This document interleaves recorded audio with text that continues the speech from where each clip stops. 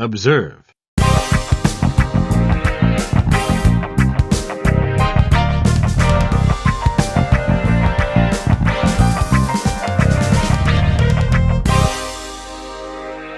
Hello, everybody. Welcome to the Observe and Rapport podcast. I'm Kyle Brennan. I'm here with my cousin Keith Sullivan. Hello, Keith. How you doing, Kyle? I'm good. Yeah. What are we drinking today? We're having Yinglings. I just got these 99 cals, dude. The low carbs 3.2. I love the 0.2 part of that. Like it's as if it matters. Yeah, like if it was only 3, maybe I Right. would drink it. But 3.2. Right. But they're being honest. They're like, it's not 3, it's 3.2, but it's still pretty low. It's good. Yeah, 99. It's bad. Like, do you like seeing the calories on things? Like, this is 99 calories, which I think for a beer, that's pretty. It's pretty low. But like, the thing is, Michelob Ultra is like 96. I wish they never even told us because I don't know about you, but I usually have about 14 beers when I drink beers. Calories add up. So does it? I mean, even if they were 50, it's still like a big lunch, right? Like you know Dunkin', what I mean? I remember Dunkin' Donuts being one of the first places that would show their calories literally on the donuts. Yeah. When you're ordering like 15 and you feel like a freaking fat asshole. Right. But yeah, I'm never eating one Dunkin' Donut. I can do one donut. See, I'm blessed a bit because being Irish, whatever we are, I have heartburn like so bad that like I can't. It's a silver line. It's a blessing because I would be morbidly obese if I didn't. Like I would just never stop. Yeah. But I have to stop because ulcer and and whatever. When did you start like eating relatively healthy or being conscious of like what you were eating? I'll never forget what made me turn, like what made me stop, knock it off. It was one time I had Taco Bell for lunch. And then I had Taco Bell for dinner too,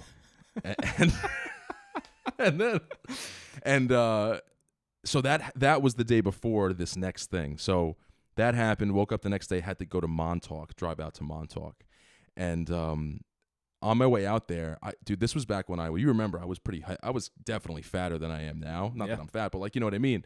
I was I think I weighed 252 pounds at my heaviest. Damn. Yeah. And what are you now? I'm 208 or 209. What's like your fighting weight, your ideal?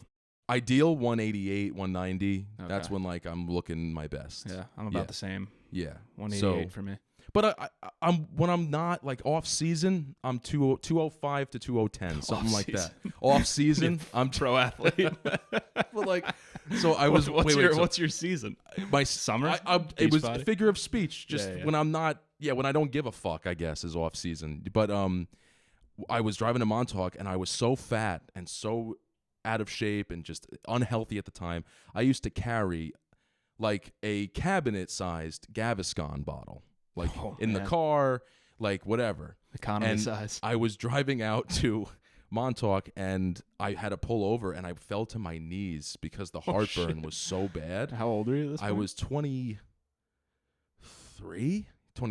So I literally I was taking a knee. This is the beginning of a Taco Bell commercial. chugging Gaviscon. Like I'm medicating on the side of the highway out on the LIE. And after that, I started doing Insanity. Remember Insanity with Sean T? Remember that guy? That was the same guy as P90X or different guy? No, different guy. But Insanity started that whole like, it's only 30 minutes. It's only 40 minutes at home. No weights, no bullshit. Just your body and 30 minutes. That was like 45 minutes. And I used to do it in the shed, in my mom's shed, like in the summer. It's like 100 fucking degrees in there. And I lost 40 pounds in like a month and a half. Holy shit. I literally would take the yolks out of eggs. Like at home, I was like, nope, there's cholesterol. And like, I was like dead serious about it. And if you really try and do it, you can lose it all. And like, I mean, I was also young, but like, you know.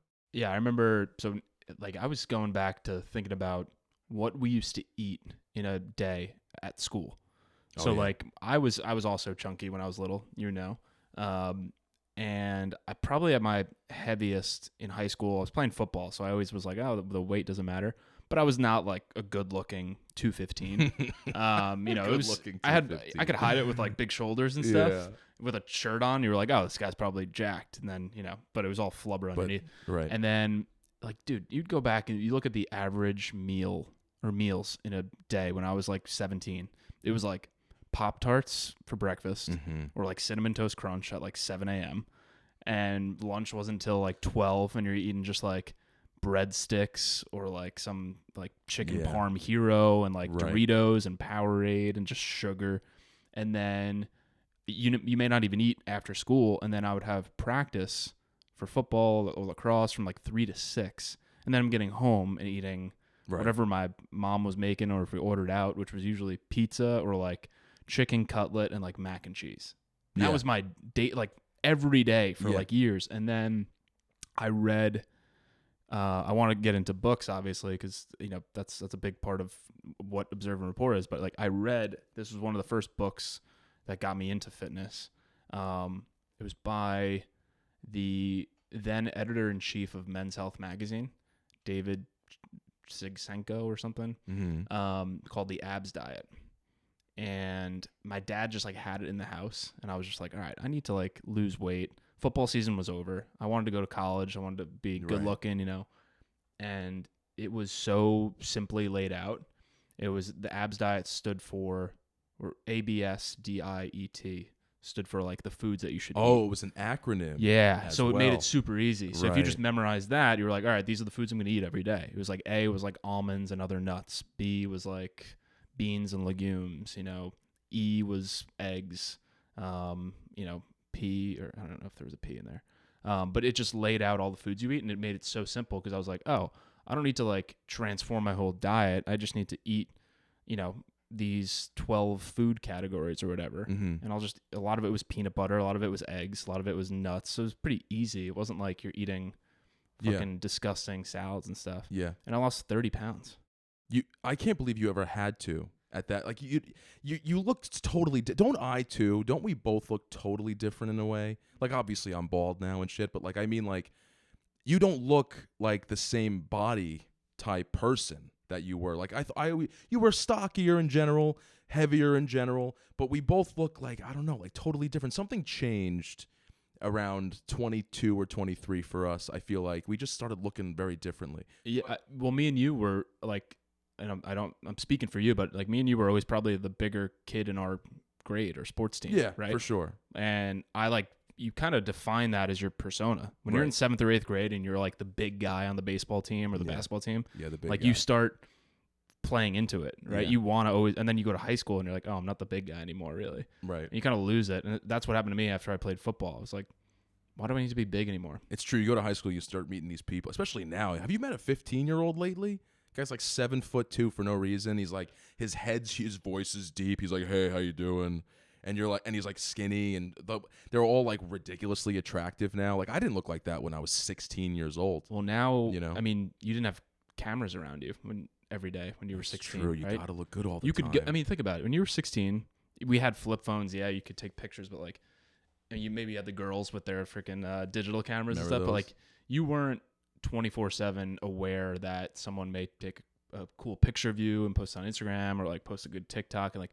So these kids nowadays, like they always have to be dressed to the nines, or just always looking cool, or being conscious of how they look. I never thought about this. The pressure of today. Because I don't give a fuck now. I'm married. Like I'm 30. I'm not in it. I'm out. Yeah. I'm out of it too. But I think I felt it a little bit in like the heyday of Instagram. Now I'm kind of over Instagram. I barely post anymore, or like my personal Instagram at least. But I remember the heyday where it was like, if you were going out even just to hang out with friends, literally just to like go have some beers or whatever, you would always be like, oh, maybe what if we get like a nice group picture tonight, and like we want to post it. I got to make sure my outfit's nice, and like, yeah, sure, you always want to look good, but like you added a little extra attention because you knew there might be a picture coming or something. Exactly. So you said, you kind of were on the side of the road and you had like that so epiphany moment. But like, what do you think? Because I think what made us able to, like you said, we transformed our bodies, right? We look nothing like what we used to. Nothing. Like, what do you think was the trigger? Like, yeah, maybe everyone who's fat has that point, right? But like, they may not stick to their plan. Right. They may lose some weight and then gain it back. But like, what made you so disciplined to like just eat, egg yolks every day and like do the workout every single day? Well, back then it was definitely the pain. But then, just the heartburn. And there's this weird feeling. To this day, I'm like, who knows? You still have heartburn? Yeah, I still get it. It is what it is. It's genetic, and like just a banana will fucking ruin my day. Actually, me too. I don't know what that is. I don't know what's in a banana. So, do you have any weird allergy Nothing. to nuts? No? Because No I think nuts. bananas are actually from I could be completely wrong. Oh, no, maybe they're from like the strawberry family. They're from a different family, or a nut family, or something. Everyone's like, "Did you know bananas are actually?" And you're like, "What?" They used to have seeds. Yeah, and so they were genetically modified. But yeah, I've had heartburn my whole life. I take a prescription now. But you mentioned interestingly, like what kept you there? Because some people lose 100 pounds and gain 200, like a year later. It's what, man, and I'm just being dead honest. It's heartbreak. You go through a breakup, dude, that will change. That's why I look totally different, because you're just so depressed, because you're going through a chemical withdrawal from this person. And, girls, they turn into the devil when they break up with you. Like, they're already with somebody else, not on top of it all. The whole thing, it just ruins your self-esteem. And one dude, I'll never forget, you look in the mirror and you're like, what the you're pathetic. You look like shit. What is wrong with you? How could you let this happen? Whatever, right? But that kind of, like death of a thing causes the rebirth, the phoenix, everyone knows, whatever. But like that really is what for me, because I'm not very disciplined. We've talked about that before. Like I'm kind of like whatever, but something like that has to happen for you to really make a change. Because even if I gain a few pounds, I'll never be 250 again. It just won't happen. I know I won't let that happen. But it takes something like a life-altering, like, wow, I got to get my head out of my ass. Like, I really got to get my head out of my ass. I was so depressed from that thing that happened. It's just a breakup. It happens to everybody, but it's such a great thing that it does. One time I had a guy at work. It was all over his face. Like, I could tell someone just ripped his heart out of his chest.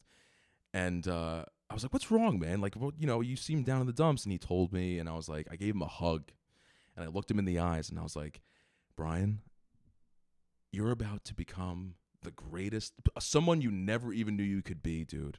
You're gonna change your whole life. This is the best thing that ever happened to you. I know that's cliche, and I know everyone's saying that, but I'm telling you, man, your whole life's gonna change. Not only did he get jacked, he became an assistant chief within like 2 years.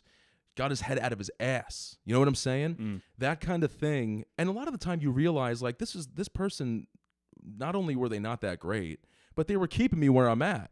You get complacent with certain people. Yeah. And you need to go through a breakup like that to really become this next level of a human being, don't you think? That's true. Yeah, because I've lost 30 pounds twice. One was my senior year of high school. I don't know if that was necessarily motivated by anything. But I feel like the majority of things guys do are motivated by girls in some respect. Absolutely. Right? You want to get laid and whatever. And it is what it is. Yeah, and the second time I lost 30 pounds was senior year of college, which I think ties into what you were saying. Like, I kind of was depressed in a sense. Like, I was drinking every single day. I was like gaining so much weight because I was just eating Chipotle and drinking like 30 beers every day. I was having like struggles with girls and stuff. And then like as soon as I graduated, I looked like fucking puffy and just I looked at my graduation photos. Dude, beers will kill you. Oh, look horrible. We're gonna look now that we're 30. We're gonna look puffier just after this episode. Yeah, and yeah, that just motivated me. I was like, all right, I'm not drinking for a month. Like, I'm not eating like bad food or junk food for a month. I'm gonna work out every day. And yeah, I lost 30 pounds in probably like 6 weeks or something like that. Yeah, it's so easy once you're determined. I mean, have you ever read I know you just said the abs thing, but I've never like needed a book to get me going. It's always like I don't know how people can, like I know Bob, the guy from what was that great show, man? It was The Biggest Loser. Remember that show? Yeah. These big fat people would go on, and some people would lose like literally 200 pounds. That dude, Bob Harper, wrote a book or a thing called The Skinny Rules, and it's like no eating after 8 o'clock. no, shit like that, whatever. Have Simple stuff. Have no carbs at breakfast. Like little things like that. That's the only thing I ever really read where I was like, I got to save this because it's just good pointers. Yeah. It's just good pointers. But these people who write an entire book about weight loss, it's like, look, man, it's really not that hard. It's like, it's really just move more and eat less at the end of the day. Yeah. Isn't that really what it comes down to? Literally, I mean, yeah, and that's what happens with a lot of these books that I do read, which is why I keep most books, like, or at least self-help books, can be distilled into like, an article. That's really. true. That's true. Which I used to do for myself, actually. Like I still have a marble notebook to this day that I use as like my notebook for writing. Whenever I see something in a book that I'm like, oh, I need to remember that, I'll highlight it, and then I'll transcribe it into my notebook. And that notebook, over the last, I've probably had it for 7 or 8 years. That has some of the most valuable, just like stuff from books, podcasts, documentaries, like random shit I just thought of in the middle of the day.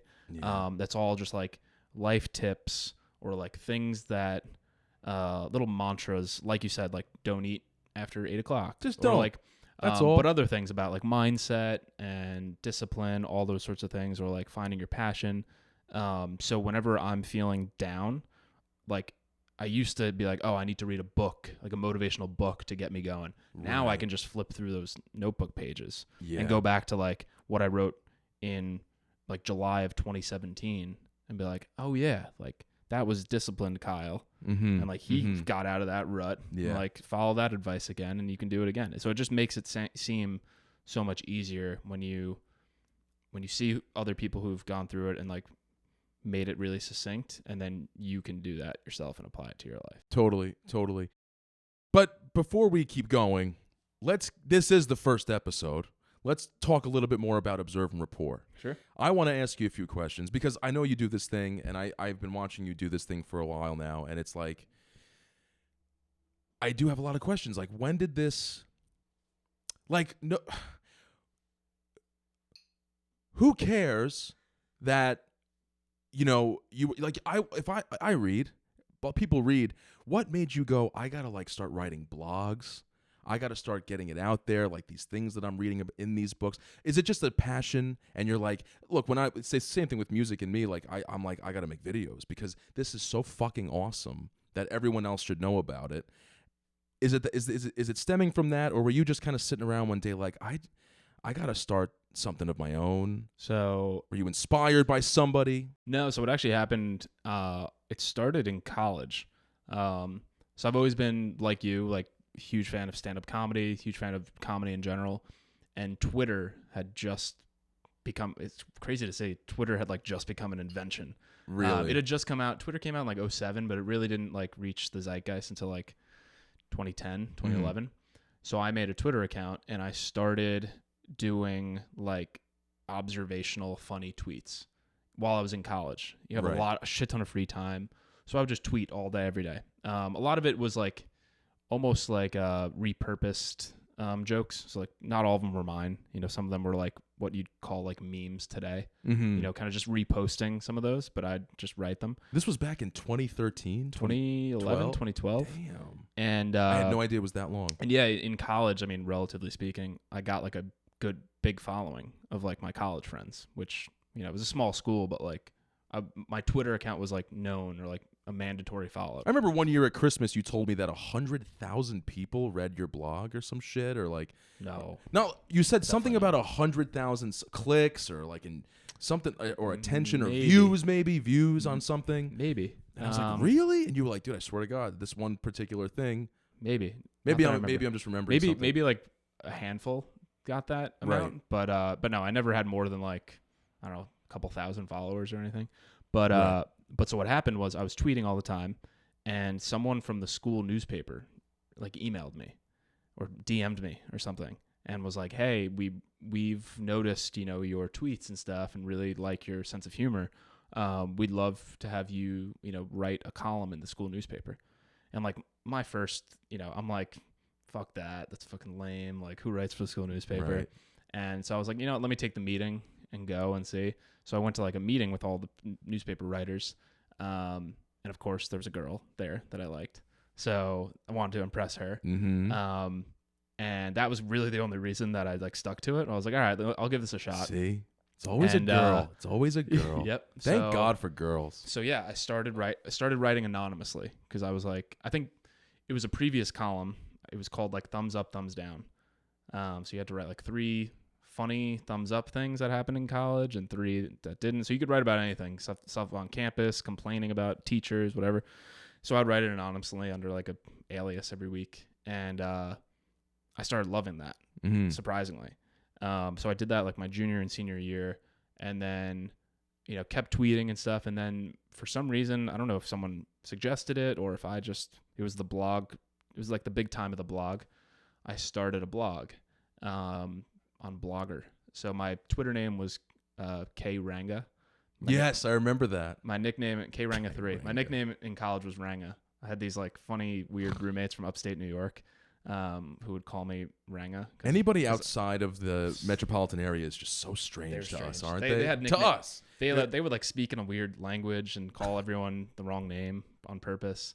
But yeah, they called me Ranga because I had red hair like an orangutan. So that just became my nickname. And then my blog I called Rhymes with Ranga. Yes. Wow, I remember that. I forgot all about that. So yeah, I had that in college for 4 or 5 years. And would write like multiple articles every month. Funny stuff. I don't even remember some of the stuff that I'd write about, but I really enjoyed it. Kept it all through college, kept it maybe the first 2 years outside of college. And then the only reason I stopped was because I started working in the corporate world. And I was like, I started these things when I was like 19. And now I'm like 23, 24. Like, I have no idea what I said back then. And like, I'm not going to take, and I'm like, I had thousands of tweets and blogs. What'd you do? So I deleted. Literally deleted. Wait a minute. So wait, hold on. I was trying to get hold on. I was trying to look up just because I was getting the handles together for whatever for the show. And I went into your page is completely gone. You don't have a Twitter. Like Kyle Brennan? No. It's like, no. And I was like, oh, he deleted his Twitter. I didn't notice that he did that. And I now that's why, because you were scared. Yeah, I definitely. Nobody's safe, I man. mean, I definitely said some stuff that was like maybe borderline inappropriate at the time. Who cares? Everyone has. So I'm like, all right, 5-6 years from now, this is not going to look good. So rather than go through and individually delete, I was like, I'm just going to delete the whole thing. I exported all my tweets, so I still have them on like an Excel somewhere. But the blog is completely gone, which is kind of a shame. I wish I had at least some of them, but I'd also probably be super embarrassed by the terrible like shit that I wrote. You ever on memories when like an old fucking status from Facebook shows up and you're like, man, what was the thing I used to say like fucking, like I used to just say out in public, like I would type this fucking thing, whatever I said, but I would spell it fucking Fucken with the misspelling of the words. And remember, girls used to somehow be able to type in like some letters would be caps and some letters wouldn't be, and like the dot for the I would be a star and a heart. Like they had some magical keyboard that would let them do that. I don't know. Yeah. People, but you go back in memories, you're like, what the fuck was going on this thing? Yeah, so I don't even want to see the words that I wrote as a 19, 20-year-old. Dude, there's probably some good articles in there and stuff. But anyway. But Observe and Rapport. So yeah, I stopped writing probably from like the age of 24 to like 27. And was because of job, because of school, because of work. Just busy, like, just fizzled out. Like a lot of my hobbies I'll get super into and passionate about, and then I'll just stop for a little bit, like a number of years. And then I don't know what got me to start writing again. Maybe it was a book that I read that was about writing or something. But I was like, you know what? I miss that. And I've matured. I was like 26 maybe when I started Observe and Rapport. And I was like, I want to start something that's more about like lifestyle design, and which is a kind of lame term, but no, it's not. Well, did you coin that? No, that's like a Tim Ferriss, I think, thing. Tim Ferriss. But fantastic. I had felt, because I love reading, and I had felt that similar to like the weight loss stuff that was inspired by a book, I had felt that so much of what I'd accomplished, relatively speaking, or changed in my mindset, my behaviors, it transformed myself in like positive ways, came from books. And like I said, I'd always kept notes in that notebook. I had been meditating since I was like 17. Like a lot of things people my age or your age or like didn't do or didn't know about or thought was weird. And I wanted to like destigmatize some of that stuff. And I was like, I'm going to write in a still funny sense of humor tone, but I want to write about these things and try to show people, hey, I experimented with these things. This is what worked. This is what didn't. I'm a regular guy. I tried it out. I'm just like you. Here's some things that you can do too. How did you get over the whole part? For me, before I post anything, and this is because I just care too much about what people think. I mean, how did you, because I know this had to be an issue, because everyone feels this, getting over the whole, what are people going to say? What are people going to think? Are my friends going to make fun of me behind my back? Like, or did you just not get over it and go, fuck them? I think it was from college, just having that like dumb, immature, naive, like false sense of confidence when you're 17, 18, 19. Right. You think you're the funniest, or you think that you're the most handsome. You just well, have this. I don't think that. You know what I mean? Like in some weird senses, you may have just like a false sense of confidence of just being goofy, whatever. And that's what I had. And it got me attention, which I guess I craved in some deep sense, right? And I liked it. And for the most part, the only feedback I got was positive. I never heard the negative stuff. There was for sure moments that I worried about what other people thought. And some people did voice their opinions and like affected me a little bit, but they were like usually people I didn't give a shit about. Right. And yeah, there's always, I probably have more drafts of blogs and tweets than actual blogs, because there's things that I write. Excuse me. Turn this TV off. There's things that I have written about that are super vulnerable, that I'm just not ready to share yet, but therapeutic to write. And the only thing that matters at the end of the day, I don't give a shit what other people think. I feel better when I do it. Because it's a passion of mine. I enjoy it, and I'm doing it for the audience of me. You know what I mean? Like, I could literally never have another follower or another positive comment, and it won't affect me or stop me from doing it. Because if I go a week without writing or without, sharing my thoughts on Instagram or whatever, I feel worse. And I notice how positively it affects me. So even though, maybe there's like 10 people reading it, I really don't care, because I'll get 5 really good comments of people who said, hey, this was awesome. Like, thanks for sharing, or like, thanks for recommending these things, or I tried this and I loved it. And if I do that I know it sounds cliche, but like, if I literally can change someone's opinion on something or expose them to a new source of material or a book, I'm happy with that. I'm so happy you said something just now. You said, if I don't post my thoughts or go on Instagram or whatever for a long period of time, I feel worse. It's about time we start being honest about social media and our phones. Like, I'm so sick of the people going, I didn't have my phone for a week. Oh, it was amazing. I felt so good. Literally, I don't believe you. I'm going to tell you right now, because when I don't have my phone, and it's not because I'm addicted to it, it's because it's not all bad. Like, this idea that like the phone and the social media is like this evil, horrible, parasitic thing in our psychology, it's fucking up our self-esteem or whatever. Look, if you let it, sure. But people forget that these things are completely like, that you can personalize all of these things. Like, if your feed sucks, it's probably your fault.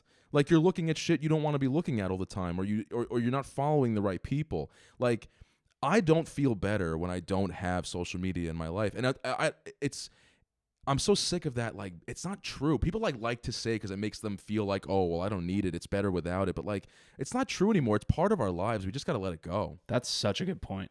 You know what I'm saying? You're not most people will not admit that. Admit it. It's great. So, and by the way, I want to clarify. I don't mean to say like I feel better when I'm on Instagram. I mean, what I meant to say was I feel better when I share those things. Right, but that's what I mean. If you're using it for a good purpose, if you're using it the right way, it can be fulfilling. And now you just reminded me, I think part of the reason I launched Observe and Rapport, the Instagram, was literally because I wanted a separate feed of positive stuff. Yes. So I literally started Observe and Rapport, one, because I wanted to, not annoy people on my personal Instagram. So I was just like, let me do a secondary one with a different purpose. But I also was just like, I'm only, at first at least, I was like, I'm only going to follow, like positive people. So like motivational, like CEOs and like fitness guys and like those types of like music that I like, or pages that I want to follow and not get bombarded by on my other Instagram. That was literally why I did it, because I wanted a more positive feed that I could look at every day and like motivate me to work out or have like, good like tips or book recommendations and stuff. That's literally part of why I started it, because I wanted to be more aware of what I was seeing every day. Exactly. I mean, I work with guys, they're like, they'll be scrolling and they're like, dude, it's the same shit all the fucking time. Just a girl shaking her. I'm like, well, you're following like all these Insta thoughts. What do you think that they're going to show you? Like, it's your own fault. Everything's your fault. Isn't that funny? Most things that are wrong with your life, it's your fault. Like, Instagram's a beautiful thing. All I see on my feed is like people drumming, people playing guitar, some drone footage of like a valley. Like, it's never like this horrible experience everyone's always explaining, oh, I need my phone, I need to go away for a week in the woods. It's like, well, what are you doing to yourself every day? You're following the wrong shit. You can use these things now. Dude, the tools we have available, and so many people squander this opportunity we have in this day and age to just, like, you can learn anything you want at any given time.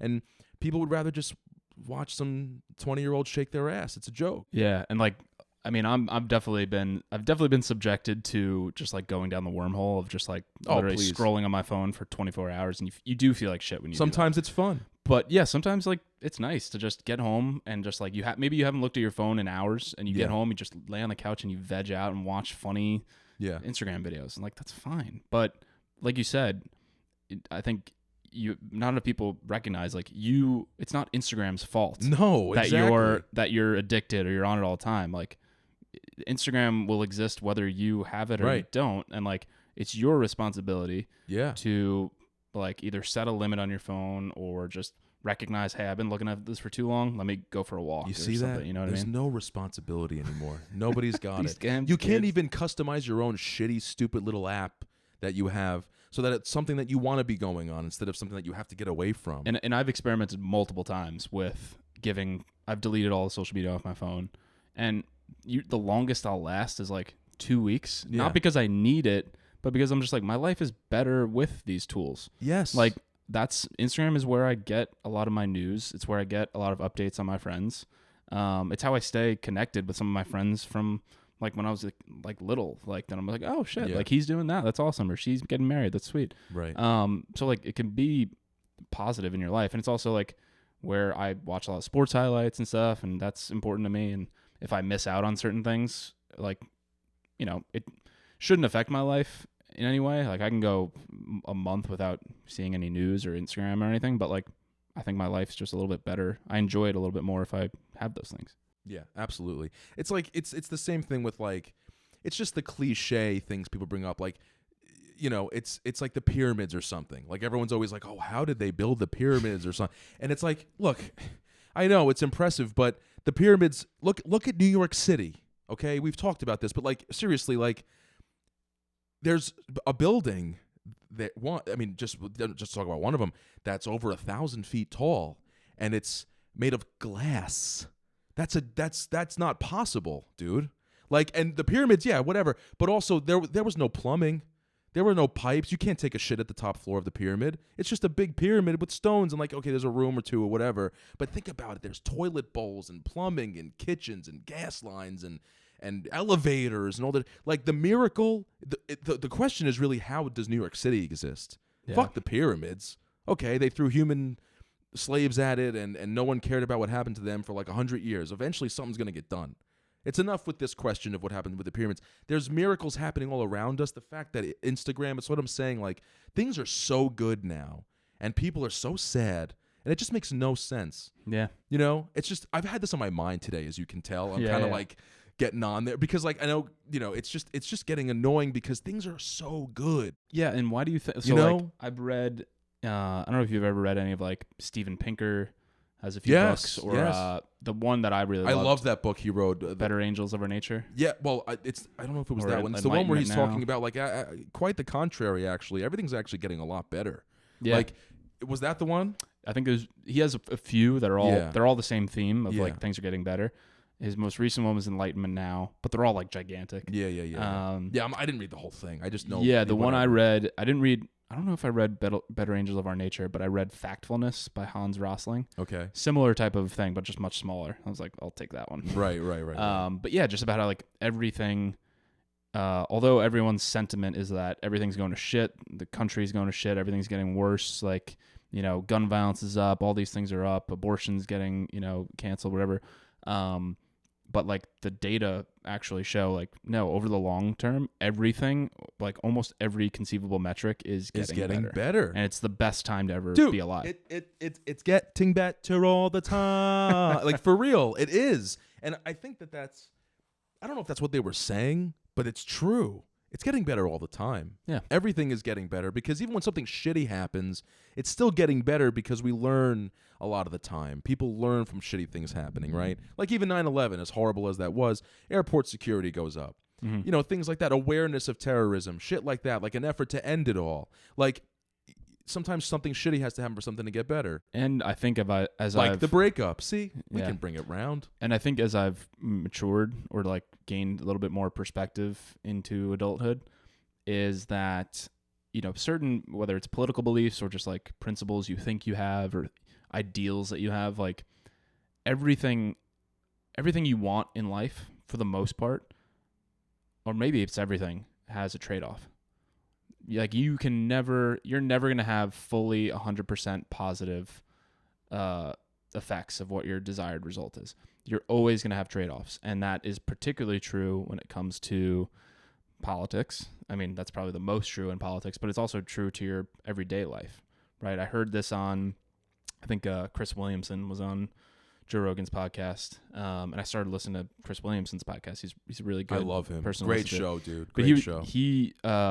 He was talking about, he was like, yeah, like. Plus, he's like super fucking attractive. Yeah. And he was talking about, he's like, look, you can be in the best shape of your life, and you can be a great dad, but you're not going to be able to be both at the same time in the best of your ability, right? He's probably. Like, so there's trade-offs. Like, if you want to be a great dad, that means you're probably going to have to miss your workouts or eat a little shitty and, you know, do compromise. If you want to be in the best shape of your life, you're going to be sacrificing a lot of time with your kids and spending time at the gym. So he's like, there's really always a trade-off where whatever you're trying to do. I think that, isn't there a quote that, it might be like specifically about American politics, but like, it's like there are no solutions, there's only compromises or something like that. Yeah. And it's like, it's true because. That's marriage.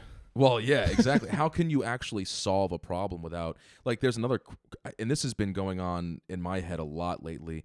It's just the more, and this is like a statistical fact as well, the more we try to prevent something, the more likely we are to cause it.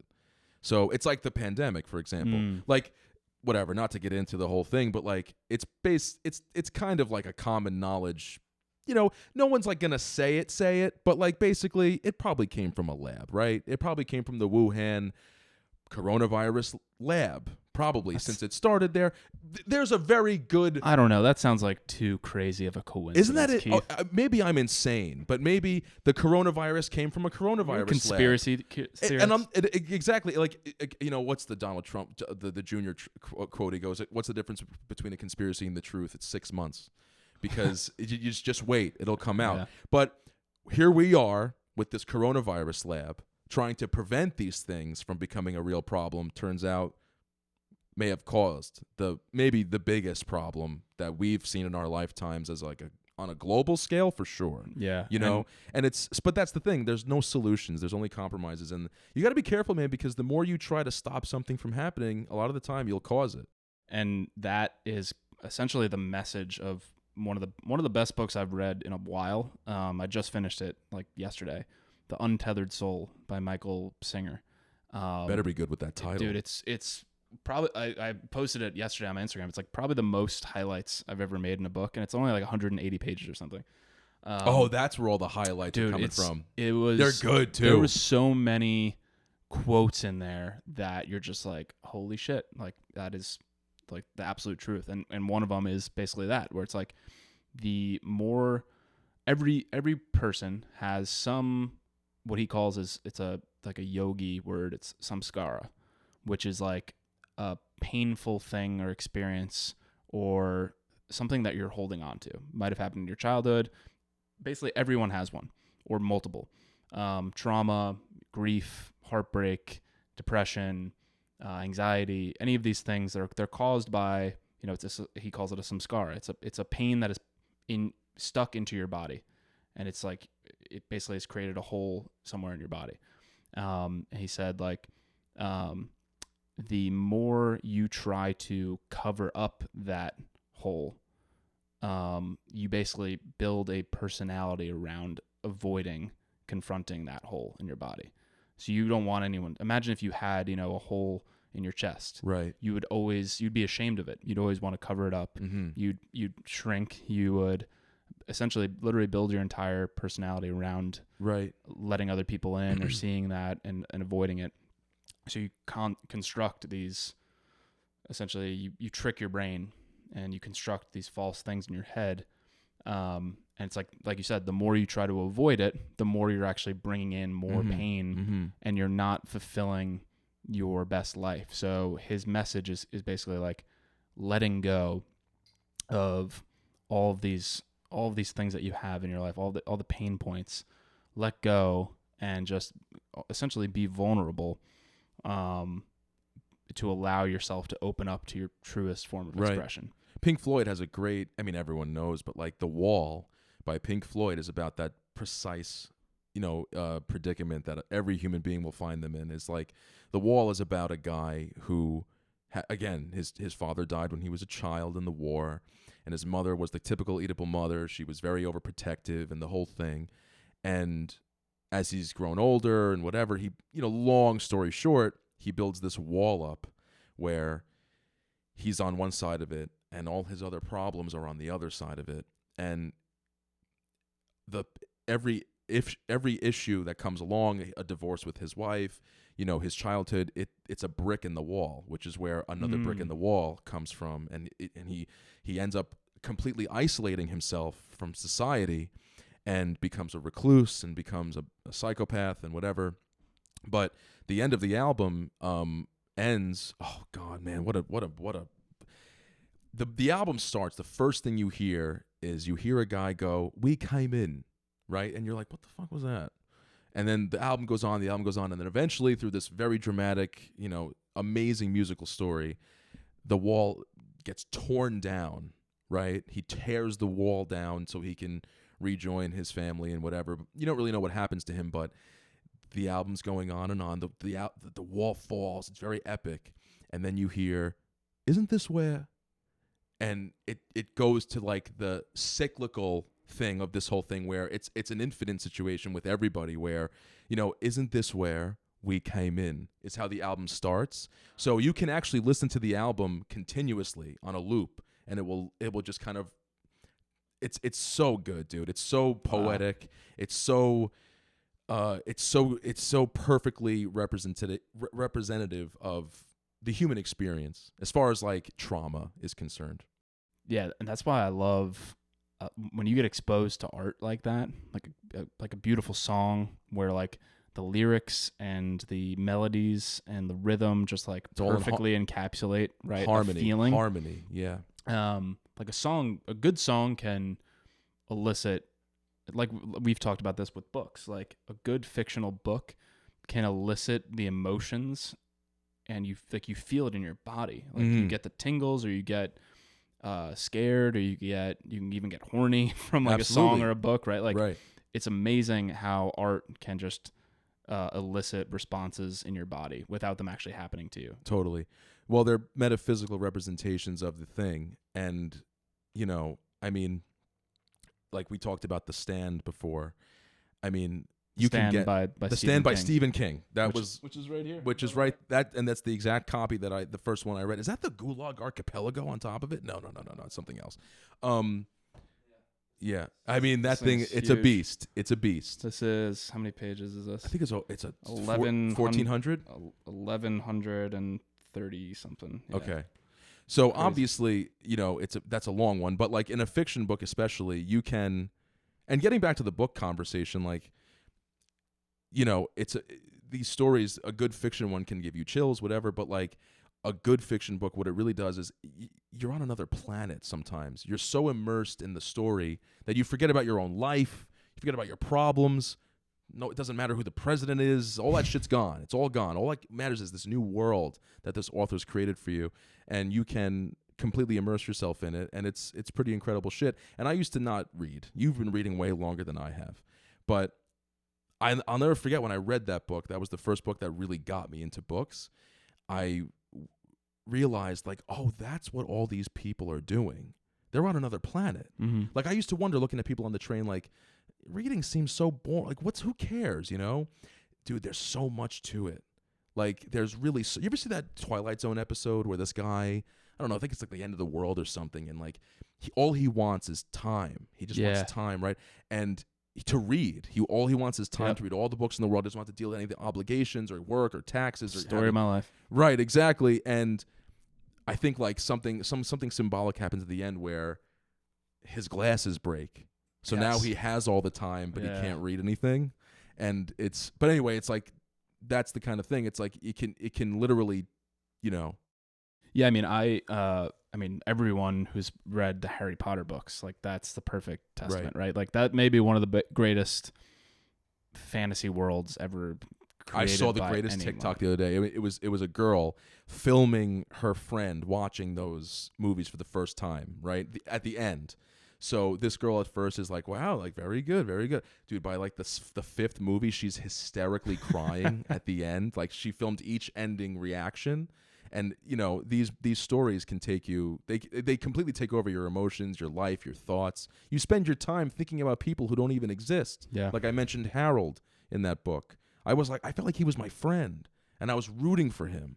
And it's a pretty incredible thing, because people think that you know, that's who cares, or it's a waste of time. But listen, man, you're like legitimately emotionally invested. Mm-hmm. Like, you care. Yeah. Books are incredible things, bro. And what would you say? Would you say The Stand by Stephen King is your favorite fiction book of all time? My favorite fiction book of all time? Probably not. I think my favorite fiction book of all time is a book by Chuck Palhanuk called Adjustment Day. It's a good title. Adjustment Day is about a revolution that is taking place in America, and it's pretty incredible, like, how the whole thing unfolds. But, like, I remember thinking, like, this could happen and might happen, and it kind of did happen a little bit with, like, the QAnon thing that was like a few years back, when, like, there was, like, this online community of people who were, like, you know, they knew the truth about, like, the politicians and whatever, and they were going to take down the system. That's exactly what happens in Adjustment Day, except they win. And they win, and all the politics. It's so funny, and this is so Chuck. Like, the front cover is a bunch of, like, ears that have been cut off somebody's or a bunch of people's heads, and they're laying in a pile. And you're like, what the fuck does that have to do with, like, this book, like, whatever? And it turns out that's what they do to all the politicians. They, like, tag their ears and, like, cut them off, and, like, just so they can symbolize who used to be a politician. And then they banish them, and it's a whole thing. But, like, it's just, like, imagine how much fun you can have with a fiction, you know, plot where QAnon or something like that actually does what they wanted to do. Yeah. Not saying I know what QAnon's agenda is or whatever, but, like, those people, January 6th, the whole thing, they wanted to take over, whatever. They wanted to a little bit of, like, a revolution. Like, we're sick of the bullshit, like, whatever. But in Adjustment Day, they actually do it. It's fucking great. That's probably one of my favorites. It's hard to tell, man, because then there's, like, the sci-fi, like Hyperion. And have you ever read, Ryan Gosling is going to be in the new movie, I think, for this. I don't know if it got squashed, but Project Hail Mary was a book that came out recently. Is that Andy Weir, the same guy as The Martian? Andy Weir. Mm-hmm. I read. Did he? Yes, he did. That's his most latest book. I guess I read the one in between, the two that are getting made into movies. So I read The Martian, and then I read Artemis. Yeah. Artemis was the female character one, right? Yeah, that was a good book. And then I guess Project Hail Mary was the most recent one, which didn't that only come out, like, last year? Yeah, very recently. But it's such a good story. It's already, dude. There's a part where, dude, I got chills. Like, this was a chills moment in a book, a legitimate chills moment. You're reading, and there's this long story short, whatever. can you imagine for a moment, you for whatever reason, you have to go to a different solar system. You're the only one who can go. You're on this spaceship and you have to go, and you get there, right? You get to this new star, okay? It's like there. Imagine through the glass of a spaceship, and you're kind of hovering near it, not too close because of the heat and all that. And then you look to your left or something, you know, out of your field of view, and you keep turning, and you see another spaceship, just a not a human one, but it's there, and you're like, dude, because I have chills right now because you look and like you just go like holy fuck. So anyway, he ends up talking to this thing, and there's a point where, oh my god, so like you don't really ever know if there's anything on the ship or whatever, but he builds this somehow with like a connecting tunnel to that ship, right? And there's a wall in the middle, and he gets to the wall, and he goes like, and he's just standing there. And can you fucking imagine, dude, if you heard on the other end, like what the holy shit? He meets an extraterrestrial being that obviously doesn't speak English and whatever, but they have to figure out. Turns out they're there for the same reason, and there's something wrong with like the. It's a good one. Wow. It's a really good book. That's probably one of my other favorites because, like, again, so it's really hard. It's a hard question. I guess I'd have to go by genre. I think it's sci-fi. Hyperion by Dan Simmons was my favorite fiction book. Project Hail Mary is great. I'm a huge Chuck Palahniuk guy. There was also a guy, man. He wrote a couple of horror books. Do you ever read a horror book? Like a book that's like a scary. Nothing outside of Stephen King, no. Okay, there's a guy. What was his name? His name was Dean Koontz. Oh, yeah. Dean Koontz writes these books, man. I think I've read one or two books by him. Yeah, my dad loves him. Yeah, he writes a lot of fucked up books, and I think that was the guy's name. Pretty sure. I might be fucking that up. I thought he did like more like criminal investigation thriller. Perhaps, but I think maybe he also wrote a couple of really fucked up horror books. Like in this book, man, it's a book about cannibals.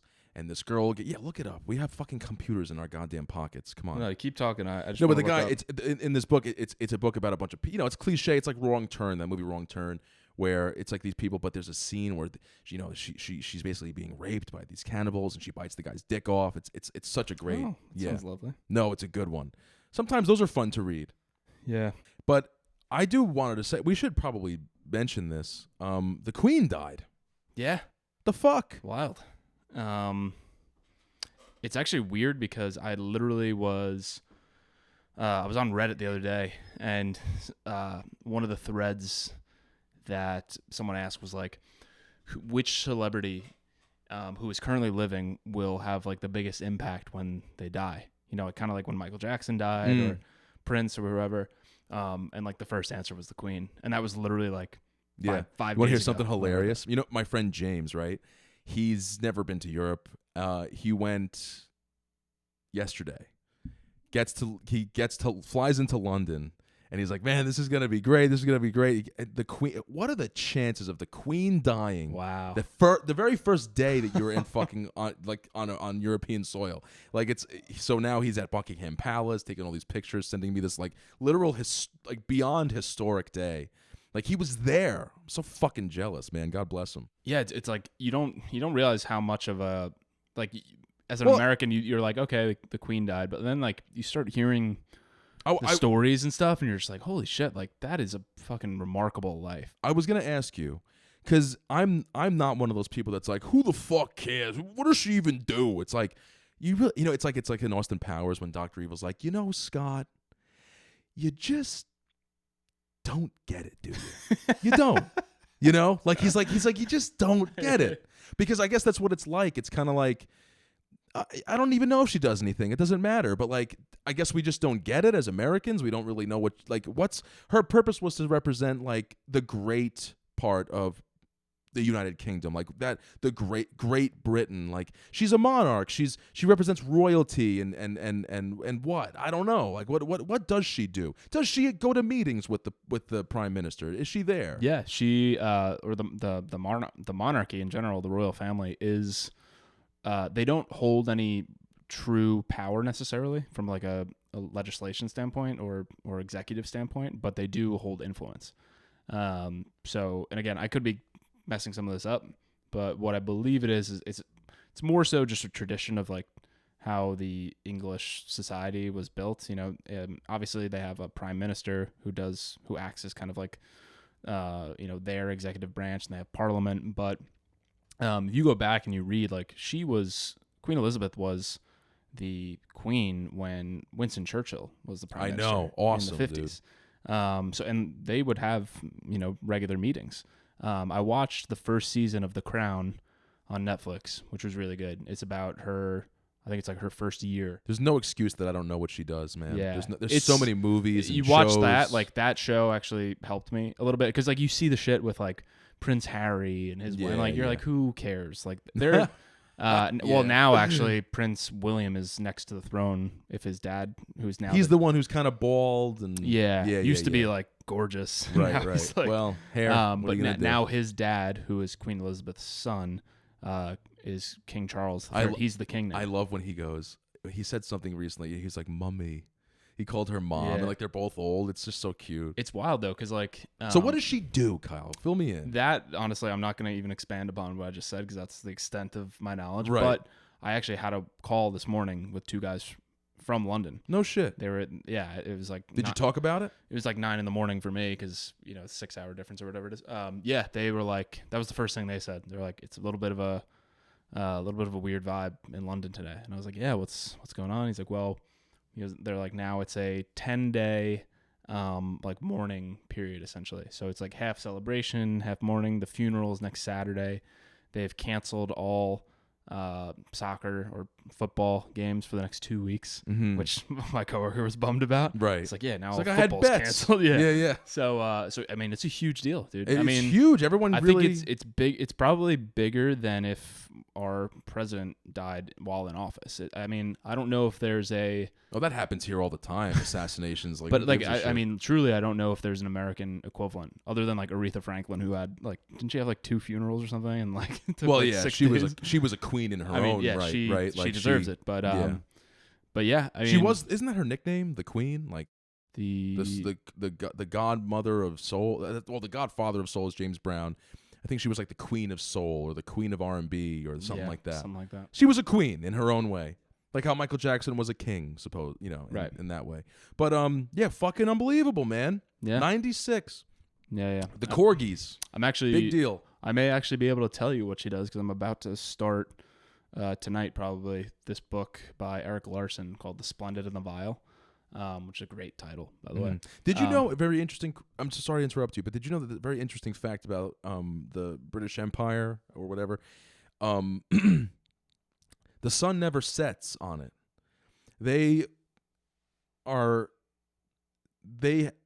It's so brilliant, but over the course of the generations and all the imperialism and whatever, they've made sure to occupy and own and colonize areas where the sun, it follows it across the globe. No way. At any given time of the day, they're making money. At any given time of day, open, making money, business is popping. Also, you asked what she does, and what I didn't realize too, I got this in the documentary, is so when she became the queen in like, I don't know, was it 1952 or something 1708, whatever. No, 19. Wait, fucking long time. It might have been even earlier. She was 4, I think. 20, said when she's 96. So I can't do that math. Who knows? But yeah, sometime around that. But when she became the queen, England or Britain, I don't even know if she's UK or that's the thing. I don't even know what she's queen of. So, but she ruled or was monarch over 80 different territories. So right, that's what I'm saying. Which includes Canada, includes like some of the dude. She's on currency. Caribbean she was islands, alive. African countries, but since her time in not in office, but since her time reigning, it's a reign. She reduced that from like 82 countries to 15. Right. But she's still on, like the Canadian currency and the currency in other countries. And what I didn't realize was, like the equivalent of like the Star Spangled Banner in England is God Save the Queen. Now they have to change it to God Save the King. God Save the King. So I was like, oh, totally. shit. She's been in power for so long. I mean, 80% of English citizens have been alive during her tenure. Get the fuck out of here. How That's crazy an is that? unbelievable statistic. That's incredible. Right. I mean, imagine that. Imagine if we had someone in power in the U.S. Not in power, but I think she's personally met 15 presidents. That's what I heard. Yeah. That's insane. Isn't that incredible? I mean, what a reign. God bless her. God save her. She also represents like the values of that the generation. Being like, English and she was just like resolute. She was a woman in power in a time where that wasn't really, a thing necessarily, but she was amazing, like incredible. Yeah. You watch her talk, her speeches and everything. You can tell like she was a good woman. I mean, there are people now on Twitter going on, well, we're really celebrating this woman. Yeah. It's just like, will you shut the fuck up already? What have you done? Christ, you cheated on your husband, didn't you? Like whatever. Like everyone has name one person without sin. You can't. Well, I mean that to answer that Reddit question, who do you think is a celebrity who's alive now who when they die will have a huge always try impact? to play that game. I'm like, who's next in my head? Yeah. Like, who do I think who's alive now that's going to be a big deal in America or globally? Either.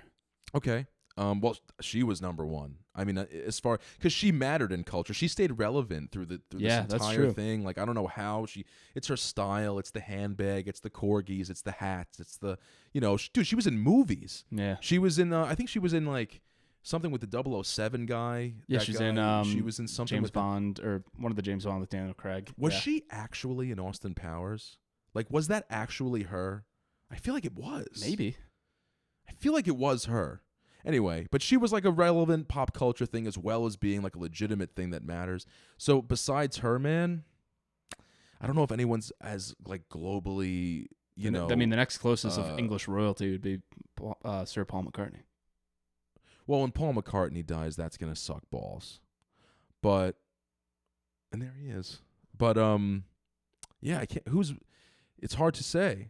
I mean, Some people are so famous you don't even think of them. You know what I mean? Yeah, exactly. Like you don't even think of them because they're just so. I think. Okay, and it's not like he's next or anything, but like I feel like when like Michael Jordan or Tiger Woods, like one of those guys, because like they're those kind of guys where like they're no, I got it, no, Arnold Schwarzenegger. When he dies, dude, I thought of him. Huge, because I'll tell you right now, in Japan, I didn't want to say it because I was like, "Is that the big one?" It is. Yeah. It is because he's everything, man. He dude, forget it. The Bill Burr skit is that exactly, yeah. And I'm gonna cry because I'm a huge fan. But I don't know if you know this, but he has like a whole line of Japanese products that he's the face of. Like he's in Japanese commercials, and so I'm saying like even on the actual opposite side of the world, like he's Arnold Schwarzenegger. Like he's so famous and so involved. My favorite fact about him, and one of the best podcast episodes I've ever listened to, he was on the Tim Ferriss show. I didn't know that. One of the greatest podcasts interviews, because you learn so much about Arnold Schwarzenegger that you just think of him as like, the Terminator, but like he moved to America and was working as like a stonemason. Mm-hmm. Was doing driveways and curbs and laying stuff. Laying brick. And he amassed a real estate portfolio. And I don't know if he was a millionaire, but he was wealthy. Before he was famous. Before he became a movie star. So he was bodybuilding, he was bricklaying, and he met a guy who basically introduced him to real estate. Oh. And that's how he made his wealth. So that was what made him able to take risks and turn down roles. He wasn't desperate for roles. Right. So he could be, kind of cocky going into a movie role, or be natural at least, or relax, because he didn't need it. Yeah, it's like the guy from I don't know if you know this, but the guy from Guns N' Roses, the bass player. Everybody in Guns N' Roses is known for being like this, a hopelessly addicted, drug addict and whatever, and like they ruin their life with the drugs and the rock and roll and the sex and whatever. But for whatever reason, the bass player of that band was like, hey man, we got a really good thing going here. Like Appetite for Destruction is the biggest album in the world right now, and I'm just gonna be good with my money. I'm gonna invest in a few companies. Oh, this one seems interesting. Amazon, sure.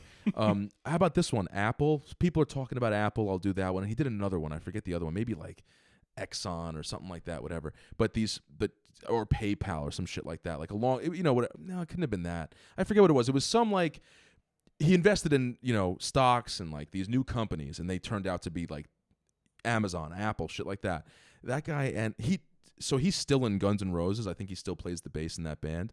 But he ended up making like $500 million and became like an investor, like just like a financial investor or a financial advisor kind of guy, as well as being in Guns N' Roses. So every once in a while, someone will just like kind of like not do the wrong thing and just go, hey, you know what? Maybe I should buy some real estate. Yeah. Maybe I'll invest in Amazon. And if you do that in 1980, and now we're talking about now, you're a millionaire. Yeah, and that's what's interesting too about a lot of like there was a documentary on ESPN. It might have been a 30 for 30 about all these athletes who went broke. Yeah, they're getting $million contracts, multi-million-dollar contracts, and then they just don't know how to handle young, money. They're dumb. Yeah, and I think nowadays athletes are so much smarter with their money. Yeah, and they learn to just like not even touch their like NFL or NBA paycheck, and they invest all that, and they only take like their endorsement money, for example, or vice versa. Like Patrick Mahomes and Subway. That's his spending money. But one story I found incredible. It was in Shoe Dog, which was Phil Knight's memoir. So Phil Knight is the founder and CEO of Nike. Okay. And he wrote a memoir called Shoe Dog, which was really cool. Because you don't realize like how humble his beginnings were. He was in like the late 60s, early 70s, was just like a dude living in Oregon and just flew to Japan or China, I forget, to just like source, shoe material and like have them do it for cheap and like would have it shipped back. And then he would fly back and go to these textile factories and stuff. It's crazy. But one of the first guys he tried to get signed, because you got to remember, we're talking the late 70s, maybe 78, 79. He's pitching these huge athletes like Magic Johnson in LA. He's like, hey, like, I'm a little running shoe company from Oregon called Nike. Like most people don't even know how to pronounce it correctly. So he pitched Magic Johnson. Really? He was like, and Magic Johnson's getting pitched, by Adidas, and Puma, and Converse, who he ended up signing with. And Phil Knight offered him, I don't know, like 1,000 shares of Nike stock. Dude. And it was like a penny. Of course. In 1978. And he obviously turned that down. It would be worth like $1.4 billion today.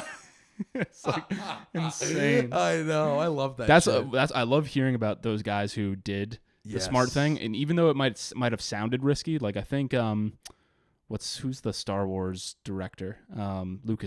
George Lucas, yeah. He I think when he sold Lucasfilms or whatever to Disney. I could be fucking this up, but whatever. At some point he sold something, but he made sure that he got residuals from all the merchandising fees. So like any Star Wars t-shirts that got sold in Walmart or something, or any Star Wars materials that sold in Disney stores. And dude, that makes him so much more money than like anything else. Exactly. And like, have you ever heard the story of the guy, David Cho, I think, the artist who painted... Yeah. He did the graffiti on the original Facebook office in Silicon Valley. And that's why I know that guy's name just from that, instead of taking money, he took Facebook stock in like 2002. Oh, because it was in the social network for sure. Exactly. And he made like $7 billion. I don't know the number. Yeah, that's like you ever watch the founder Ray Kroc from McDonald's and all that stuff, McDonald's, and the scene. I hope it didn't actually happen the way they make it happened in the scene in the movie, where at the end he's just like with the McDonald's brothers, like the two guys, Ronald and the other guy, I forgot his name, but Ray's like, he's like, yeah, so we're doing this deal now. I own the McDonald's name, I own the franchise, and I own the restaurant and the real estate attached to it. You guys will make what did you want, 10% or something of everything? And they're like, yeah. And he goes, yeah, you know what? I didn't have the contract written up yet, and it's not here right now, but we'll just shake on it, okay? We'll shake on it. No. And the contract I do have here is that you guys will receive $1 million today like each or something like that. It's something like that. And they're like looking at each other like they're like two assholes from Arkansas. They don't know, or wherever they were from. And they just kind of go, well, okay. I mean, why would he want to do that to us? Like we're partners in this whole McDonald's thing. They shake his hand. He went, get the fuck out of here. And he just left, bro. They would have made, I mean, billions and billions and billions of dollars if they had signed that. But Ray Kroc was like, yeah, fuck that. I'm taking the McDonald's name. And he says, like, you mentioned Nike, like, and people not being able to pronounce that. That's definitely so true. Like Nike, like what is the like Nike? But Ray Kroc he goes, you know what it is about? It's the name McDonald's. It's perfect. Yeah. He's like, it's family friendly. It's fun. It's got a capital M and a little C and then a big D. McDonald's. It's a perfect. He's like, he said, like, I saw the name and what they were doing and I was like, dude, this is billions. This is global. Right, because it was an original burger joint. Yeah, it was just a McDonald's. Where was it? The original one? I forget. Oregon, maybe? I forget like where it was from. But it was like a very middle of the country, not a big, not like a crazy area, metropolitan area. And he just happened to be, he was like selling like I don't know, some kind of some device, like milkshake machine or something, and stumbled upon this place. But yeah, pretty incredible shit. It's funny. I can't take Michael Keaton seriously after he did The Other Guys. Oh man, my favorite Michael Keaton role. No, hilarious. The best part of that movie is when it turns out he has a second job at Bed Bath and Beyond, and he's they just go to him and he's in an aisle and he's like, I like to keep the oak with the walnut because they're a similar color. And then they walk in, he's like, hey Alan, you here for the bath mats? Like that's the funniest part of the movie. Say? He's like, there's a serial rapist in Bushwick. He's at the Bed Bath and Beyond meeting. He's like, oh, sorry, that's my other job, not serial rapist. But don't ignore it if you live in Crown Heights. But walk in pairs. Walk in pairs. Yeah, so good. I like when he goes. He's like, guys, I'm working 2 jobs. I got this job and another gig over at Bed Bath and Beyond. And I'm doing all this so my son can go to college to explore his bisexuality and become a DJ. I'm just saying, just be smart. Help me out. Like, don't, like, cause like the guy had to come and like yell at him. Yeah. I saw that movie in theaters twice because it was so fucking It's honestly funny. Maybe one of my favorite movies ever. Yeah. The Other Guys. Maybe one of the funniest movies I've ever seen. Fantastic. Let's wrap it up with some questions. What do you think? Sure. Do you have them on your phone? Do you have them in the notes? I can ask you book questions or just like general life questions. Up to you. Whichever ones you've got in your head, man, floating around. But let me get a beer. Hold on. Ask. All right. One of the questions I have for you is what does your morning routine look like if you have one? Sure. Oh, okay. It's not impressive at all. Well, now I've recently had a baby girl, and Congratulations. Thank you. So she's fantastic. So not that it changes it really, but it does. I wake up and the first thing I do is pee, and then I make coffee, right? You know what? We talked about this before, where you mentioned that something you like to do is to walk with no headphones, right? And I was like, oh, that's so strange. How do you walk without headphones? And then I realized after we were done talking, like I do that every single morning, because what I do is I get up, I get my shit together, get my shit for work, get my lunch ready, whatever, make coffee, start walking to the train station, say goodbye to my daughter, whatever. I just give her a kiss, whatever. She's so cute. She's in her little thing, and she's like, she's like 7 weeks old, and I give her a kiss on the cheek, and then I leave, kiss the wife, kiss the dog, head out the door. But I realized I walk every day for 20 minutes in the morning. It's 1 mile walk, with nothing but like the birds chirping. And I'm up early, man, because it's a certain time where I work from 8 to 4, but we live in Huntington and I work in the city. So I got to leave at my train's at 6 in the morning. So I'm walking at 5:30, 5:40. No one's up.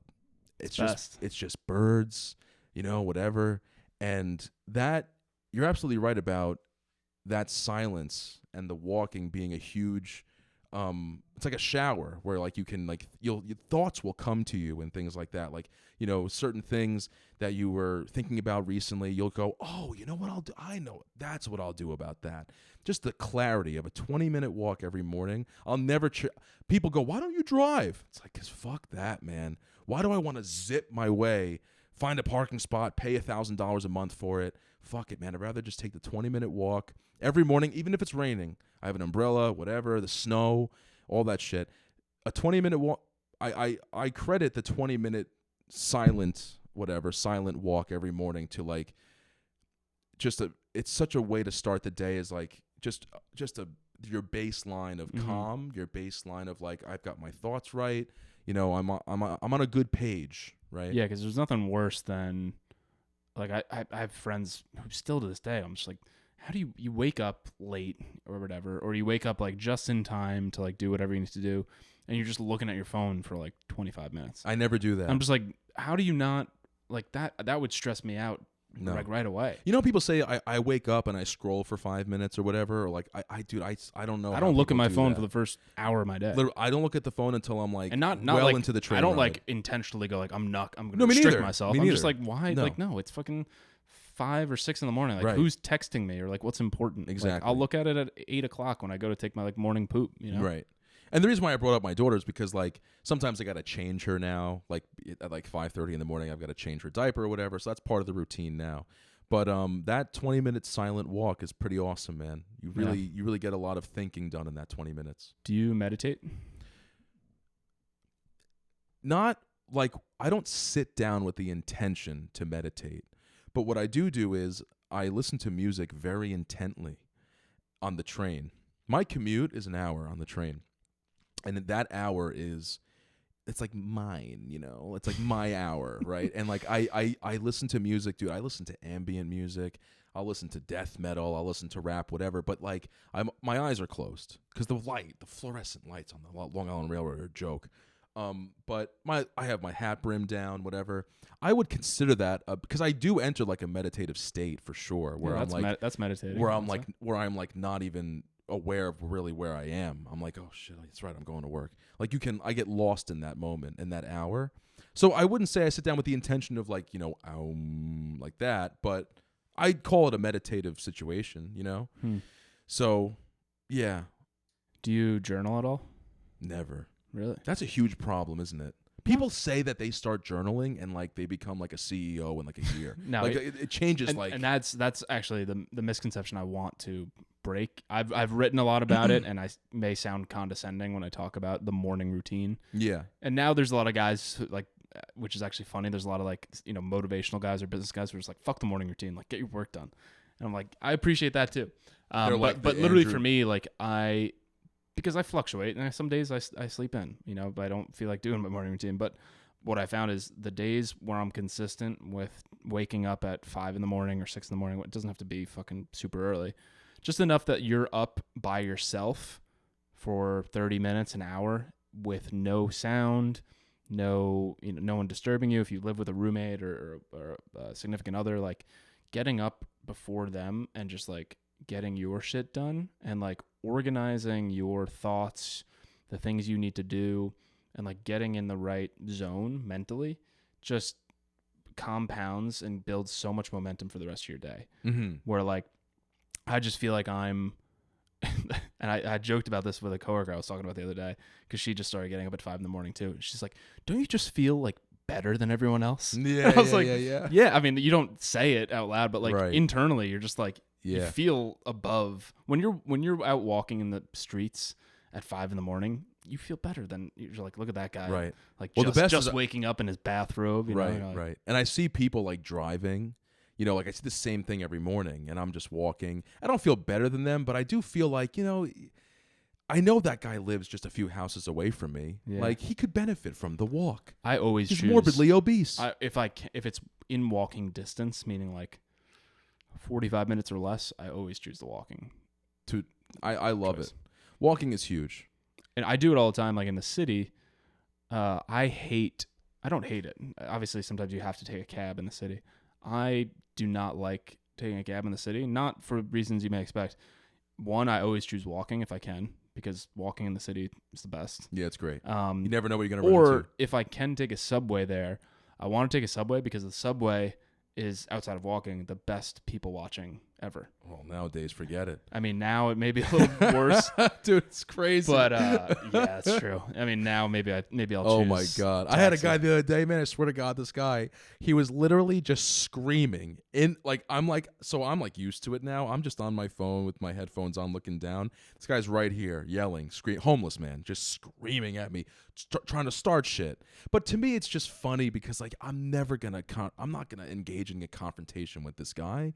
Like, dude, this guy's yelling, like, Cole, he's like, yeah, go ahead. I know what you want to say. I know what you want. And I'm just like, Oh my God. right? 14th Street. Okay, good. And I just get like, dude, it's really bad, but it's still fun. You just got to relax. Dude, it's bad. The homeless situation is bad too. Cause obviously it's bad in New York City, from the pandemic that just exacerbated it. But I've been traveling around to different cities too. And like, I went to DC a month ago. DC there was tents, just like, like in cities there's just what is going on public squares with the tents man. Everywhere. Dude, I went to a wedding in upstate New York, like near Rochester. Right. Some little town, like a quaint little, they have one church, one like general store, and like a, barber shop. And I woke up early and went for like a walk just to see the town. I counted 9 homeless people in a 30-minute walk in a town in Rochester, in the suburbs of Rochester. And I'm like, there's 9 homeless people in a 30-minute walk in upstate New York. I'm just like, how bad is it? And like, why is it so bad? You know what I think a lot of it is, man? Do you fuck around with Reddit at all? Do you ever go on Reddit and just read random threads? Yeah. I love this one called Crippling Alcoholism. Listen, if you want to read... Why are you on that? No, the greatest stories, because I was just going through like... long story short, there's a YouTube channel called Soft White Underbelly where this guy interviews people on Skid Row who have issues with alcohol, crack, meth, they're addicted to prostitutes, whatever it is. They're living on the street. And somehow through that, I was reading the YouTube comments and someone mentioned this Reddit thread called Crippling Alcoholism. And they were like, listen, if you guys want some more of this kind of content, if you find it interesting, if you're struggling, whatever. And I'm fine. I know I'm drinking literally right now, but I'm fine. But like, it's just the stories, right? And from what I can tell, these are just regular people just talking about how, it was their brother's birthday this weekend and they had to buy all this booze and the family was coming over. But, I was staring at the booze. Next thing I know, it's Sunday morning and everyone's knocking on my door and I drank all the booze and I've been blacked out for 2 days. My mom comes in. She starts screaming at me, telling me, you've ruined the day. You've ruined your brother's birthday. And, this guy drank so much he went to the hospital. And these people are writing and they go, yeah, I went to the hospital, detoxed, got out. I'm currently at the bar right now ordering another beer. Like they have a legitimate addiction to alcohol. And I can't tell you how many times these people have mentioned that the pandemic just completely exacerbated this issue that they had. And now they're like homeless. Yeah. Like they're fucked because whether they lost their job or that they were stressed out because of what's going on, political shit, whatever it is, the thing. And also, like, it was literally being like on the TV was just yelling at you to go get a cocktail. Like it's okay to just drink in the street now, because of like to-go drinks and shit. I missed that. Yeah, listen, but miss it, nice. Dude. Go to Tony's Tacos. You can get literally. I drank a frozen margarita the other day with my wife in the middle of the street. Like we're just drinking in public now. It's I found that so funny during the pandemic because I always used to say, obviously, every fucking college kid who goes to Europe for a semester comes back and is like, why can't we drink in public in Manhattan? Right. And like I always used to think, I'm like, well, it would be fucking mayhem because like people in New York don't know how to. Americans are animals. Yeah, we're animals. And the pandemic just showed like, oh no, we're not. Like we'd actually be totally fine. Maybe there's a little bit more garbage, but like maybe we'd just be smarter about how we clean up garbage. Right. But I mean, it was awesome, dude. But the problem, man, is that yes. The public thing, whatever, but like the influence, they were insinuating on, like they were kind of pushing, like, yeah, well, liquor stores are open, that those are still open, like go have a drink, take a walk around the neighborhood, whatever. Like it was on TV, and a lot of people like took that to heart and like just started drinking. Well, the reason they kept liquor So stores homelessness open. is just up because of just Well, that yeah, but alone. you know the reason they kept liquor stores open as what was the term they were using? Essential businesses. Essential businesses. Do you know why? No. It's actually because withdrawal from alcohol is one of the leading, or could have been one of the leading for sure. intakes for hospitals. Dude, these people are waiting. These people are sometimes like you'll read a post and it's like it's currently 5 a.m. where I live. I'm waiting outside the liquor store. They don't open till 6. Cannot wait to get a fix, man. I cannot wait to buy this bottle of Tito's. Like hopelessly dependent on this thing. But you can imagine, you know, a lot of these people are like, yeah, I got fired today. I'll get another job in a few weeks. For now, I'm just gonna go on a 2-week bender. Cheers. Yeah, I had a guy at a job actually get fired. He was for drinking on the job. Drinking on the job. I liked him. You know, he was a friendly guy. He was a little like fidgety and stuff. But he never executed any like bad behaviors or anything. That I was like, holy shit.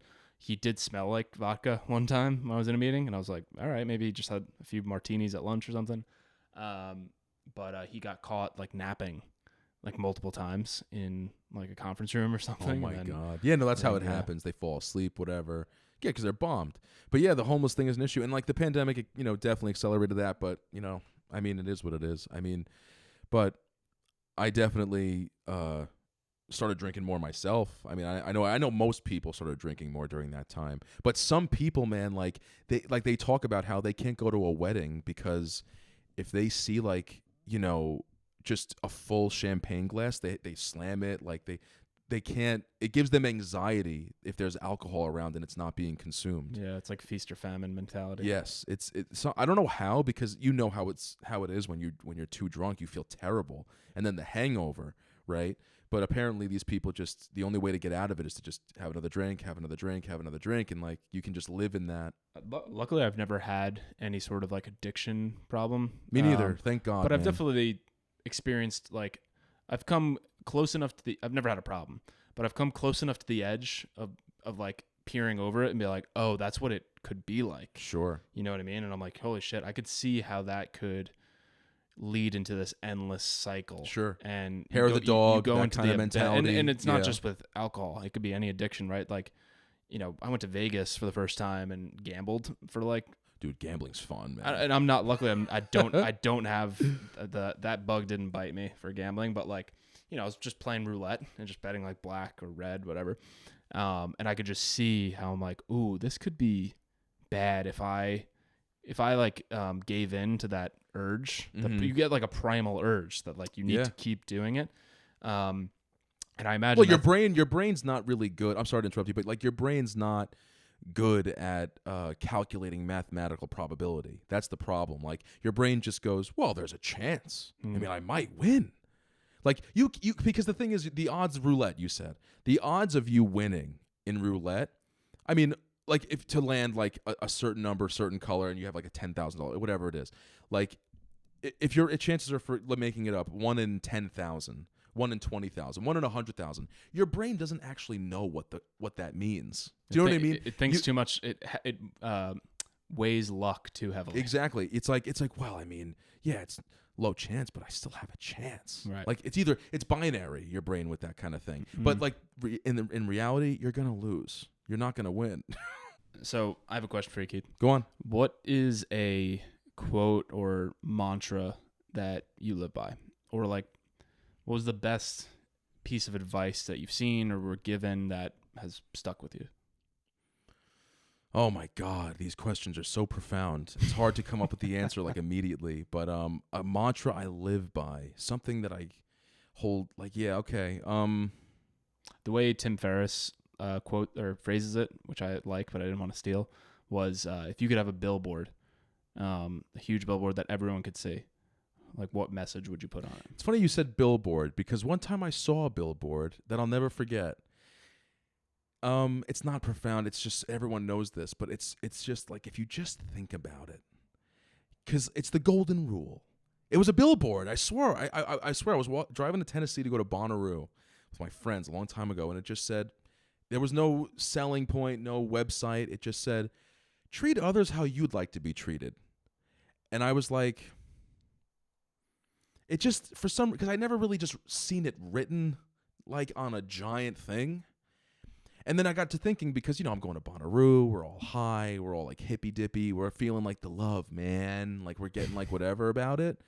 And I was like, well, if you really just like, if everyone did that, wouldn't that be something? Not to be John Lennon about it, but like really, I mean, like if you just treated everyone the way you would like to be treated, probably wouldn't be a bad thing. No, I mean, and I got to tell you, I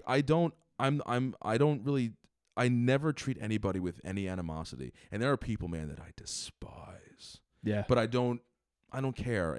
They're still a human being. There's a beating heart in there somewhere, and someone loves them. Yeah. I sense that with you for sure. I don't judge. I don't give a shit. I'll talk to somebody, the janitor and the CEO are the same, right? It doesn't matter. Have you heard I think it's a Neil Brennan bit. He's like, we had one guy who, all he preached was just love everybody and treat them the way you'd want to be treated. And they're like, oh, no way. Like, what happened to him? Oh, yeah, we killed him. Yeah, we nailed him to a piece of wood. Actually, everyone who ever told us to just be better to each other, we murdered. Yep. Janis Joplin, Martin Luther King, John Lennon, bam. Gandhi, right in the fucking head, it's dude. A funny, I don't know the bit, but it's a funny. Yeah, I mean, like, and also I got to tell you, now I'm thinking of these notes that I have on my phone, because I do have, like, things that I reflect on sometimes, go back to just to remind myself. There's things that I know through my experiences in life to be true, just for sure. And one of them is that perspective is everything. Everything. It depends on how you look at it, right? I mean, like, depending on, like it's if you, right, like we mentioned, like something terrible happens to you, right? And oh my God, my life's over. It's like, yeah, or it happened because it needed to. And now you have all this other freedom to do these things that you were not doing before this, and like whatever. So if you just slightly alter your perspective or the lens that you're looking at the world through, depending on what's going on, you can make, Have you heard lemonade. Have you heard the allegory? It's like the story of a boy, on a farm with his father. And it's like Chinese proverb. Yeah, it's Chinese. And I'm gonna butcher Chinese it, but it's story. something like the boy is riding a horse. He falls off the horse and breaks his arm. And, the villagers come by and they're like, oh my God, that's so terrible. What happened to your son? And the father just responds, we'll see. Yeah. And then the next week, China goes into war and there's a draft for healthy young boys. Right. And because the boy has a broken arm, he doesn't get drafted. And everyone's like, oh my God, isn't that so wonderful? Like, what are the chances your boy didn't have to get drafted because he had a broken arm? He's like, we'll see. And it basically keeps going on and on that, where it's really like nothing is positive or negative. It depends perspective on how you look at it. Exactly. And another thing I realized, and this is, I'm not trying to be cool by cursing here or whatever, but I'll tell you something else. All you teeny boppers out there, I'm doing the English thing because of the Queen, I guess. I've just been hearing a lot of English accents lately. But, making love is better than fucking. That's a fact. That's a fact. Clip that. That's making love is better than fucking, man. Like, porn, all that shit. We're all fucked up in the head from it. Like, there's a great song by by Tenacious D, one of the best bands of all time, if not the best band of all time. That's what they like to say about themselves. Amen. It's called "Fuck Her Gently," and it's a great song about truly. I'm just saying, because there's a lot of guys out there, whatever, with like being single and Andrew Tate, the whole thing. I don't have anything to say about it. It's just that, like, when I was single, God, what a waste of time all those random nights were. When you really think about it, like, it could have been so much better, and it's not worth the STD, man. It's not that I have one. I don't have one. I'm just saying that, like, it could happen, and find a woman that you want to make love to, bro, because literally you'll get chills. You'll see whites even though your eyes are closed. Like, it just takes you to another fucking dimension. Making love is way better than fucking. Ever will be. It's all a joke. All that. I mean, there's a time and a place, but, like, I'm just saying, in my experience, it's not better. That's just something. I mean, I don't know if I live by that, but, like, it's just. Put that on a billboard. Making love is better than fucking. That's the billboard. Okay. That's the. But what about you? What's something that you live by? Similar to the perspective one that you said.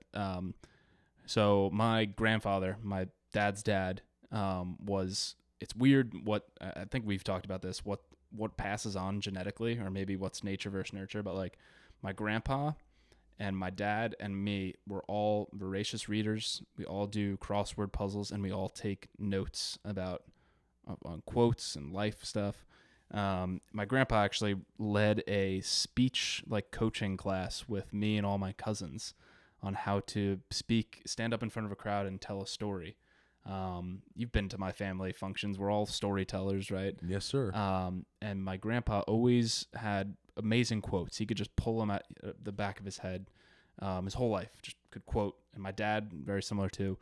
The one quote that my grandpa always said to my dad always said to me from a young age was, when you change the way you look at things, the things you look at change.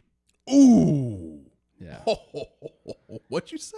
When you change the way you look at things, the things you look at change. Right. Perspective. So it was perspective. And it was all about, when I was younger, I had a little bit of a temper, or I'd get pissed off at people or things, and want to be like, why can't they just do this? Or why can't it be like that? Like, it's unfair. And my dad would say, well, the only thing that you can change about it is the way you look at it. You're not going to change the person. You're not going to change their personality. You're not going to change the event that happened to you or the circumstances that you're in. But if you change your perspective, you change the way you look at them, maybe instead of being angry at them, you start finding it funny, or you feel sad for them. Sure. Maybe instead of being mad or frustrated about the situation, you use it as a learning experience. So literally, like you said, everything is perspective. It's Abraham Lincoln has a quote. Or no, maybe it's not Abraham Lincoln. William James, philosopher, wrote, "As a man thinketh." Nothing is either good or bad, but thinking makes it so. Interesting. Yeah. God, the way some people talk, it's just fucking great. I got one. That's perspective is literally everything. Now, I have another one that it just came up the other day because we're talking about quotes. These days, whatever, there's a lot of I don't think there's a legitimate issue, but there is a lot of free speech stuff. There's a lot of issues with free speech going on, and people, it's a discussion like, is it under attack, free speech, for example, in the public or on social media, whatever. But there was a quote, I forget who said it, but it stuck with me. Never be afraid to say what you think, but always be sure to think about what you say. Ooh. So that's a really good quote, because you actually can say whatever you're thinking. You just got to be able to think about what you say. You have to just hone your intellect, marshal your arguments so that you can say what you really think, not what you're just abruptly feeling, like in some, belch of an emotion. Like, if you really think about what you're about to say, you'll surprise yourself, and you'll be able to put down or put into the room that you're speaking in some kind of, legitimate. So true. And that's why I feel like nowadays with media, with social media, everyone is so quick to offer their thoughts, opinions, tweets, articles the day of or the day after something huge happens.